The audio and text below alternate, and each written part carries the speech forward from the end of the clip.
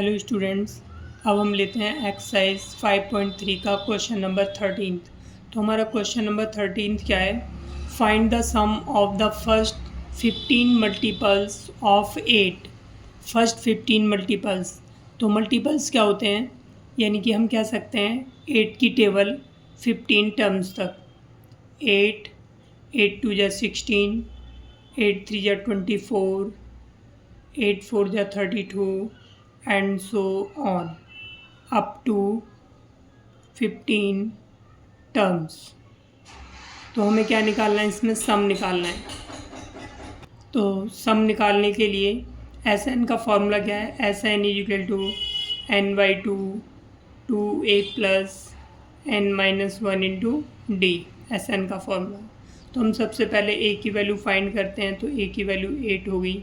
D की value find करेंगे A2 minus A1 फॉर्मूले से।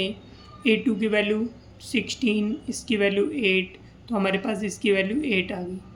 n की वैल्यू कितनी है हमारे पास? 15 है। तो हम यहाँ पे लिखेंगे एस n की वैल्यू 15 पुट करेंगे। n की वैल्यू 15 अपॉन 2 हो गया। 2 इंटू ए की वैल्यू 8 पुट करेंगे प्लस n की वैल्यू हमारे पास में 15 माइनस 1 इंटू में डी की वैल्यू हमारे पास 8। अब इसे हम सॉल्व कर देंगे तो हो जाएगा 15 अपॉन 2 को 8 से मल्टीप्लाई करेंगे 16 प्लस, और ये हो गया हमारे पास 14 इंटू में 8। 15 में से 1 माइनस कर लिया हमने। अब यहाँ पे हो गया हमारा 15 अपॉन 2 और इंटू में, तो अब हमारे पास हो गया 16 प्लस 14, 8 या 112। तो यहाँ पर हो जाएगा 15 अपॉन 2 इंटू 16 को 112 में ऐड करेंगे 122, 2 से इसे डिवाइड करेंगे 1 टाइम्स और 2 से डिवाइड हो जाएगा 2 6 12 64 टाइम्स। अब हम क्या करेंगे? 15 को इससे मल्टीप्लाई कर देते हैं। तो 15 को इससे मल्टीप्लाई, 15 4 जा हो गया हमारे पास में 60, 15 6 या 90, 90 और 6 96। तो हमारे पास में ये वैल्यू आ गया। सम कितना आ गया? 960। अब हमारा 14th क्वेश्चन क्या है? Find the sum of the odd numbers between 0 and 50। 0 और 50 के बीच में हमें 0 से 50 के बीच में ऑड नंबर्स का सम निकालना है। तो पहला होगा 0 के बाद 1, 1 के बाद 3, 5, 7 एंड सोन, और ये 49। अब इनसे यहाँ पर एस एन के फॉर्मूले से सॉल्व कर लेंगे। तो हमारे पास ए की वैल्यू 1 हो गई, डी की वैल्यू हो जाएगी A2 माइनस A1 फॉर्मूले से। तो ये 3 माइनस 1 इक्वल टू 2 हो जाएगी, और एन टर्म हमारे पास हो गया 49। तो पहले हम AN के फॉर्मूले से या लास्ट टर्म के फॉर्मूले से हम नंबर ऑफ टर्म्स निकालते हैं इसमें। तो एन टर्म हमारा हो गया 49, ए की वैल्यू हो गई 1, एन की वैल्यू हमें फाइंड करनी है पहले, और डी की वैल्यू हमारे पास 2।